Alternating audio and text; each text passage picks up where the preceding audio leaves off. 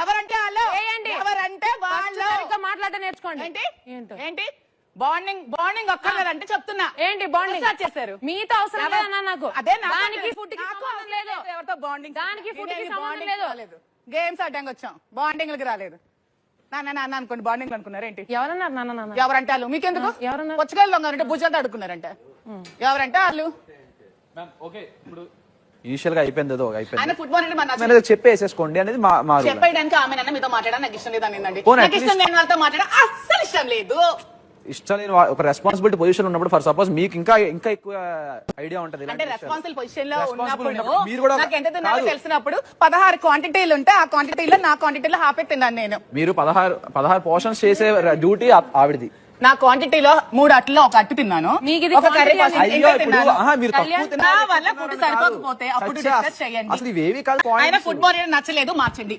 నేను అంటున్నా మాకు నచ్చలేదు ఫుట్బాల్ అంటారు. నాకు కూడా నచ్చాలి కదా, వచ్చిన వైల్డ్ కార్డ్స్ కూడా మేము మంచిమే కదా. ఫుట్బాల్ ఆమె మాకు నచ్చలేదు. ఓకే, ఈ రూల్ మీకు తెలుసా? ఒక ఫుడ్ మానిటర్ పర్మిషన్ లేకుండా ఏ ఫుడ్ తినకూడదని? అది తినకూడదని తెలుసు, ఇప్పుడు చెప్పారు కదా.